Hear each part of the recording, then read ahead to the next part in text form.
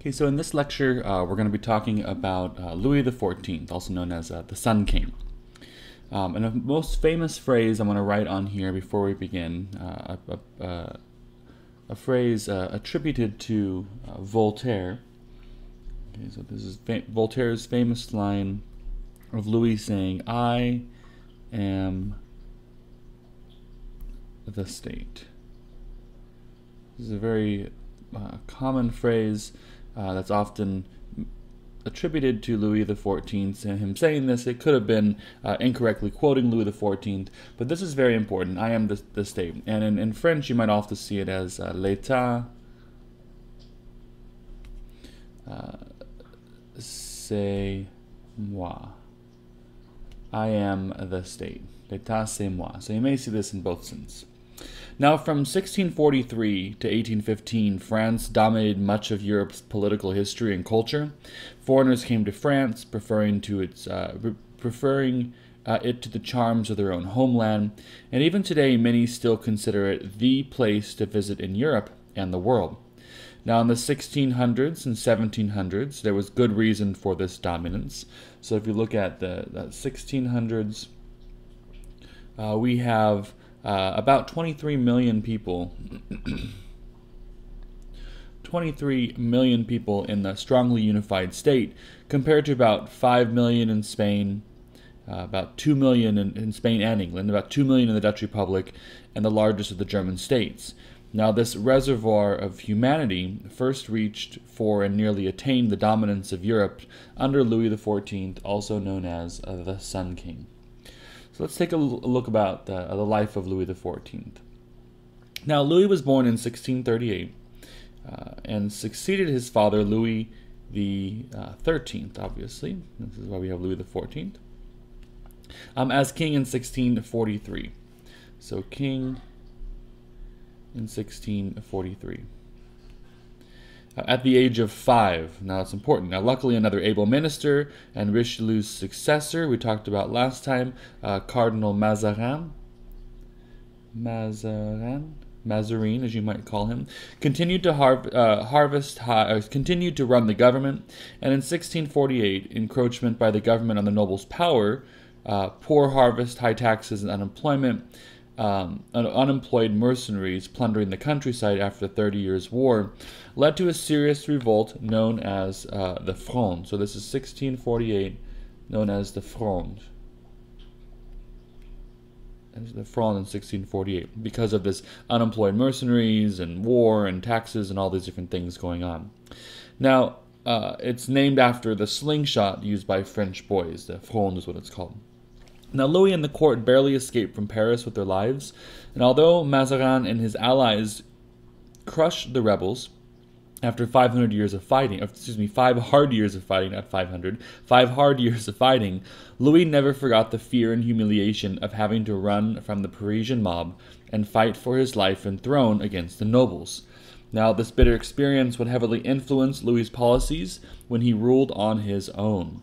Now, from 1643 to 1661, so Mazarin 1643 to 61, Cardinal Mazarin ruled ably in the young king's interests, although he provided Louis with a rather odd upbringing for a king.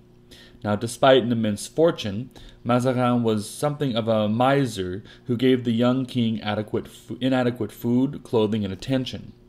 Now, Louis also got little in the way of a formal education, and even as an adult, was barely literate. But Mazarin did give Louis a sense of what it meant to be king, and as a result, he turned out to be a hard-working ruler, but often lacked much common sense and willingness to entrust enough freedom of action to his subordinates. Now, from his mother, a full-blooded Spanish princess, Louis learned great religious piety and love of ritual. So he was very pious, a very pious king, learning from his mother, another trait that would influence his reign. And in 1661, Mazarin died, and Louis's officials, assuming he would be a do-nothing king like his father, asked to whom they would now answer. And Louis replied, "To me."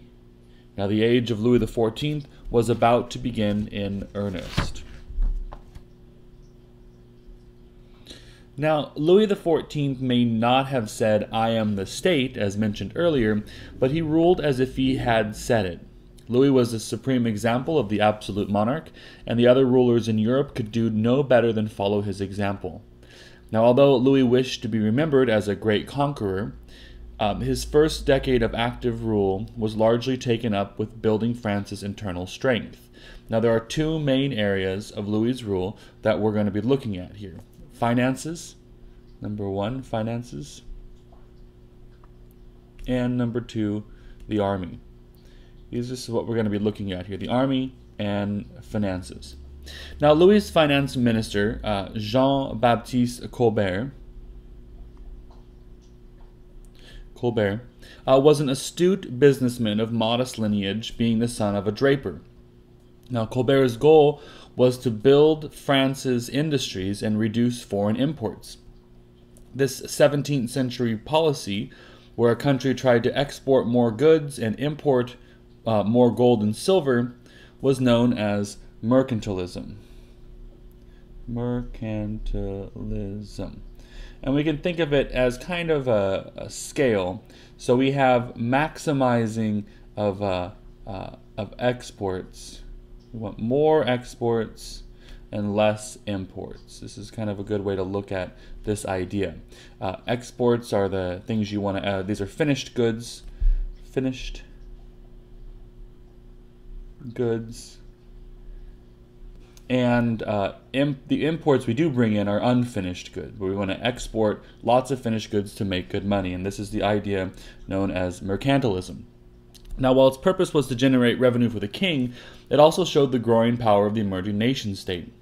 Now, Colbert declared his intention to reform the whole financial structure of the French state, and he did succeed in reducing the royal debt by cutting down the number of tax farms he sold and freeing loyal lands from mortgage. Now, Colbert especially concentrated on developing France's economy in three ways. So here's how he developed the economy. First, Colbert concentrated on developing French internal trade in order to reduce foreign imports. So internal trade was most important here. Internal trade. He developed better inland trade routes by building canals, improved ports and rivers, which would connect different parts of the country to each other and open up new markets.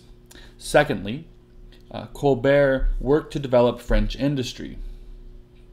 So French industry. So internal trade and then French industries. Now, most industries he developed can be seen as being aimed against imports from other countries, mirrors from Venice, lace from England, and iron and firearms from Sweden. And he also built a merchant marine to stop foreign powers, especially the Dutch, from carrying French goods and making profits at France's expense. Now, in 1661, France had a merchant marine of 18 ships. By 1681, it was up to 276 ships. And finally, the third thing is Colbert encouraged the development of overseas colonies. And this plays a very important role as we move forward in this class. Much like those of other European powers, he tried to mimic here. And during this time, France established and tightened control over colonies in Canada, French Guiana, and Madagascar. Now, for all his efforts in financial wizardry, Colbert's successes were limited, largely because he was trying to drag a basically medieval economy into the modern world. Guilds were still powerful and held back progress in new production and financing techniques. Local authorities still jealously guarded their right to change tolls on trade. And getting across France involved paying up to 100 such local tolls, which of course stifled trade. Now, the tax burden was extremely unfair, with nobles and the church virtually exempt from taxation, even though they controlled much of the land, as I had mentioned in a previous lecture. Now, Colbert's own techniques of having the government control so many aspects of the economy were heavy-handed and tended to stifle innovation. Now, his efforts at trying to control France's overseas colonies were especially disastrous. However, Colbert did make real progress in developing the French economy. A merchant marine and navy were built, industries were developed, and for a few years Colbert even managed to run the government at a profit. Now, unfortunately, Louis's desire for glory and conquests led to a long series of wars that embroiled Europe in a new round of bloodshed and wrecked France's economy. Not even Colbert could do anything to stop that. So the army was another primary object of reform. So that's what we're talking about now, the army. By the mid-1600s, the old system of recruiting armies and fighting wars was clearly outmoded. Mercenaries were disloyal, untrustworthy, and terribly destructive to friend and foe alike. By contrast, the Swedish model of Gustavus Adolphus and the English army of Oliver Cromwell each had loyal native recruits that proved reliable and effective, while Brandenburg Prussia was transforming its troublesome nobles into a loyal professional army corps. Now, these lessons were not lost on Louis and his minister of war, Louvois. This is Louvois, was his minister of war, who built what amounted to one of the first modern national armies. Now, three aspects of the armies they concentrated on were its training and discipline, its equipment, and its supply. So let's talk about training and discipline first. So training and discipline. Okay, first of all, soldiers in Louis's new army, whether mercenaries or peasant draftees, found military life was much stricter and more regularized in several ways. For one thing, instead of mercenary captains who recruited, paid, and commanded them, soldiers now answered to the state and its officers. Now, along these lines, there was also a regular chain of command from the Intendant de l'Armée, roughly equivalent to our modern Secretary of Defense, down through the field marshals, generals, colonels, and captains. Officers also got regular training and were much more strictly under the rule of the central government than ever before. Naturally, the nobles claimed the officers' positions as their birthright. However, the government kept tighter control of its army, largely through new positions filled by men of more humble births. These lieutenant colonels performed many vital duties in lieu of the noble officers without actually replacing them. And in this way, a more modern army helped Louis bring the old, troublesome medieval nobility more tightly under his control. Now, a second reform was that the uniforms and equipment, so his first reform, uniforms and equipment were his second reform, first reform being equipment, being training and discipline. And uniforms and equipment were more standardized, which made the army easier to supply, more efficient, and promoted more of a group identity and higher morale. And then finally, the army maintained regular supplies, which is very important when you're fighting wars. So the army, regular supplies, and regular supply lines. Now this reduced the need for foraging, which increased discipline and control over difficult in control over the army and protected the civilian populace from being plundered. Now, there were two major factors that limited the effectiveness of Louis's military forms. For one thing, a standing army was large and expensive, having some 400,000 men at its height. And it's estimated that a pre-industrial society such as 17th century France could only afford to support about 1% of its population in the military. Now, Louis's army at its height was nearly twice that, which was a terrible strain on French society. And this became especially apparent in Louis's later wars when supply lines broke down, which led to foraging and a breakdown in discipline. So, in the second, the expense of Louis's wars forced him to sell military offices, which brought in less capable and dedicated officers. Now, overall, Louis's military reforms were much like Colbert's economic reforms. They made progress, but mere severe obstacles that prevented them from being completely successful. Now, despite these limits to Louis's economic and military reforms, France was the most powerful state in Europe by the late 1660s. Louis realized this quite well, and in fact probably too well, because he embarked on an ambitious series of policies that nearly ruined France by the end of his reign. The three areas where Louis chose to show his power religion, his palace at Versailles, and foreign expansion. So religion was one of the aspects of Louis's reign that illustrated the absolute nature of his monarchy quite well. Now, Louis himself was a pious Catholic. We talked about this already. He was a pious Catholic, having been a son of a very pious Spanish princess, and learning that trait from his mother. However, in the spirit of the day, he saw religion as a department of state, subordinate to the will of the king. So religion, subordinate to the king. A separate department. So religion is a department, he thought. Not separate from the state, but part of the state. A department within the state. And by the same token, not adhering to the Catholic faith was seen as treason. And as a result, Louis gradually restricted the rights of French Huguenots, and finally, in 1685, revoked the Edict of Nantes. So this is the Edict of Nantes. Was revoked, as I mentioned, in 1685. And this had protected French Protestants known as Huguenots. These were French Calvinists who had been given sanctuary and the ability to rule themselves in France by a previous king, Henry IV. Now, what happened was this drove out 200,000 Huguenots out of France, depriving it of some of its most skilled labor. Thus, Louis let his political and religious biases ruin a very large sector of France's economy.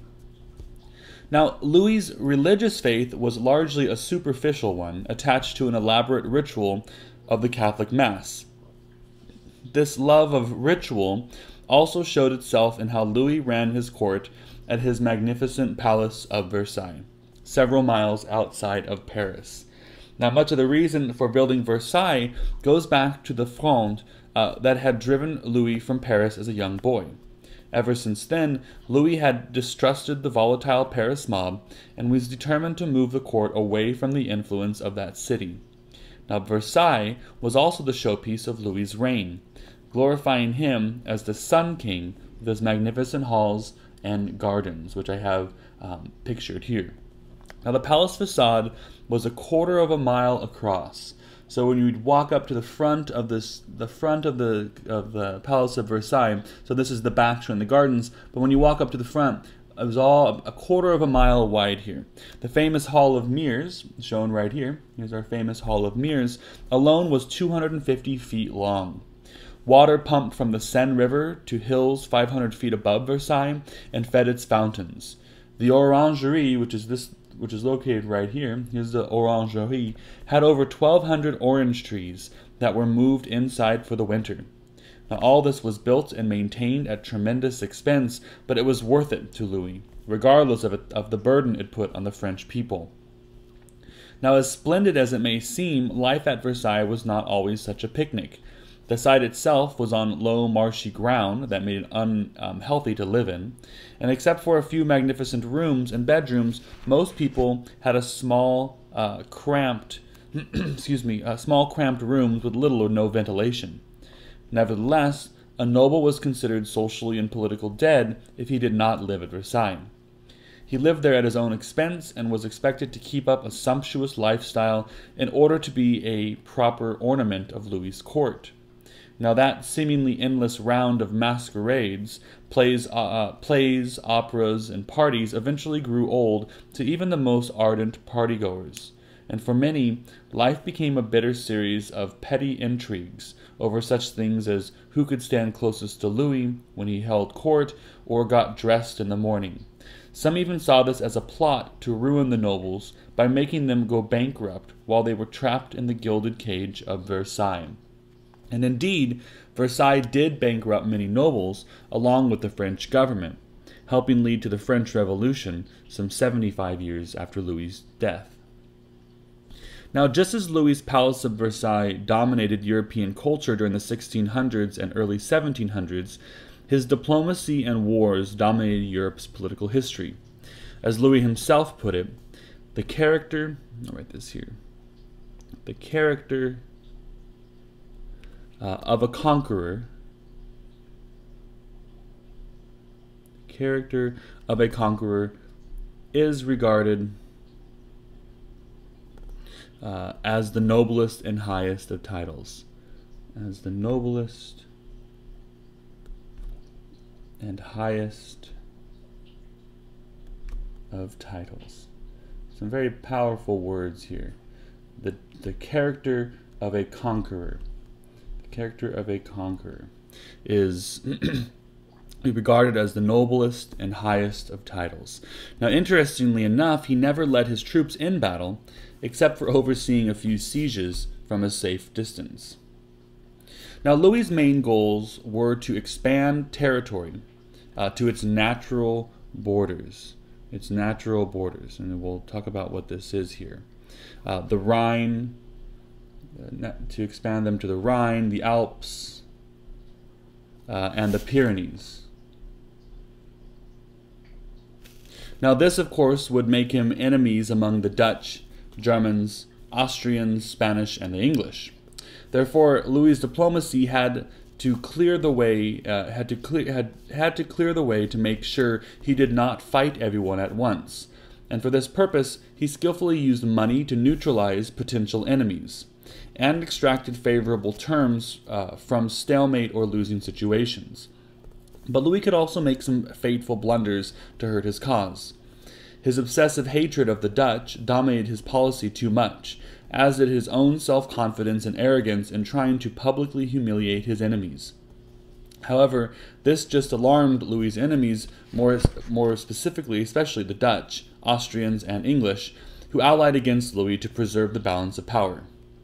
Now, several new inventions had transformed warfare of this period. First of all, there was the bayonet, which was invented in France, in Bayonne, France, around 1670. This blade, when attached to the end of a musket, transformed it into a short pike, thus eliminated the need for separate pikemen to protect the musketeers in hand-to-hand combat. Second, there was the flintlock musket.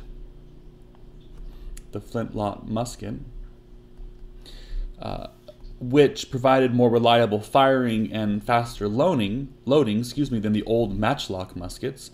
And finally, there was the introduction of paper cartridges.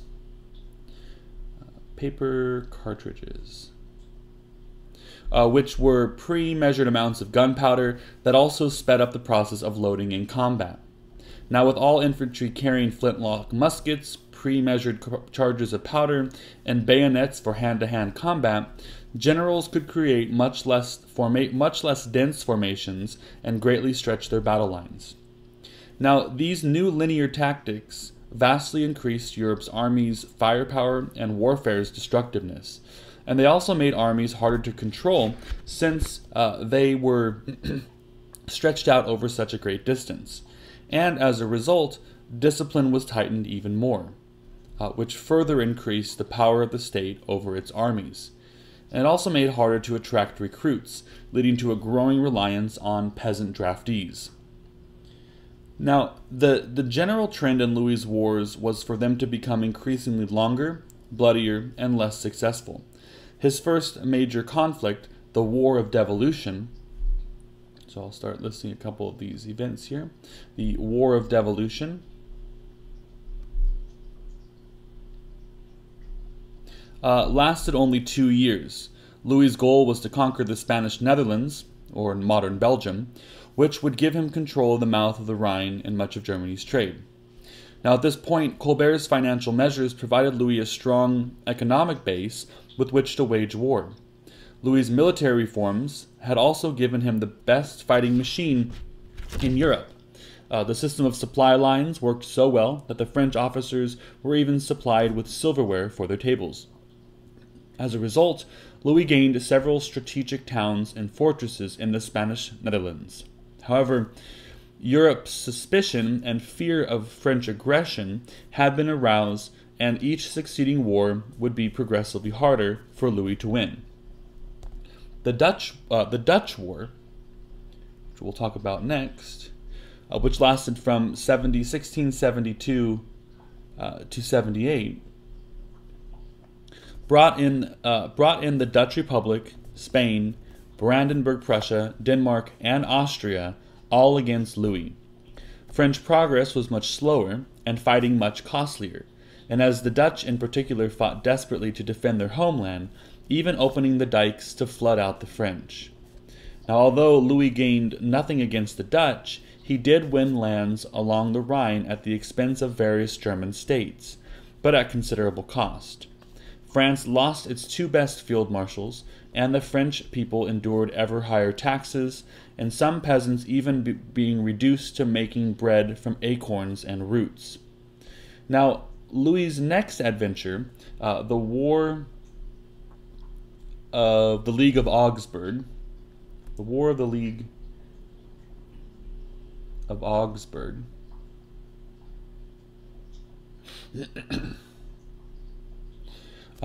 also known as the 9 Years' War, from 1688 to 97, embroiled Europe in an even more prolonged and fruitless conflict. French expansion was directed across the Rhine into Germany, while Austria was preoccupied with its Turkish war. Austria put the Turks on hold and allied with the Dutch, English, and several German states to stop French aggression. Now, fighting raged through most of the 1690s, peasants were drafted in greater numbers, taxes were raised to intolerable heights, and a major famine in 1694 merely added to the misery. Finally, peace was made in 1697, with little regard except for everyone being severely weakened by the senseless struggle. And by 1700, France's population had declined from an estimated 23 million in 1670 to 19 million.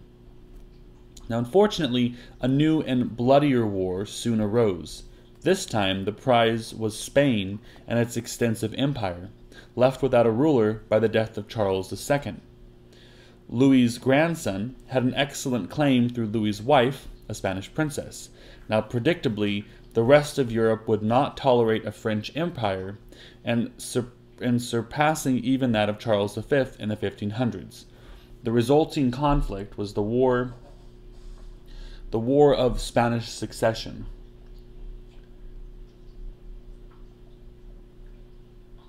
The War of Spanish. Oops, spelled this wrong here. War of Spanish Succession. Oops. There you go. The War of Spanish Succession would bring 12 more dreary years of war and destruction from 1701 to 1713. Now, for the first time, Louis's generals suffered decisive defeats, mostly at the hands of the brilliant British general John Churchill, the Duke of Marlborough. Now, French armies were thrown on the defensive, and French peasants were drafted in growing numbers to defend their homeland, and resistance stiffened, and the war ground down to a bloody stalemate. Now, exhaustion on both sides finally led to the Treaty of Utrecht. The Treaty of Utrecht in 1713. And Louis's grandson took the throne of Spain and its American empire, but the French and Spanish thrones could not be united under one ruler. Austria got the Spanish Netherlands to contain French aggression to the north, and just as the Treaty of Westphalia in 1648 had contained Habsburg aggression, the Treaty of Utrecht contained French expansion. 2 years later, Louis XIV was dead, with little to show for his vaunted ambitions as a conqueror except an exhausted economy and dissatisfied populace.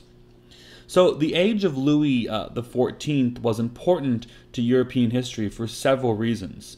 First, it saw a triumph of absolutism,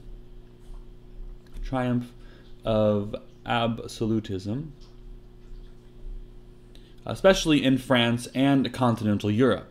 Versailles was a glittering symbol and example for other European rulers to follow, and any number of German and East European monarchs modeled their states and courts after Louis XIV, sometimes to the point of financial ruin. Second, Louis's wars showed the system of balance of power politics, so balance of power, oops, forgot the A in there, balance of power politics, better than ever. French aggression was contained and the status quo was maintained. All this had its price, since the larger cities of the armies and the final replacement of the pike with the musket took European warfare to a new level of destruction. And finally, Louis's reign definitely established France as a dominant power in Europe. So France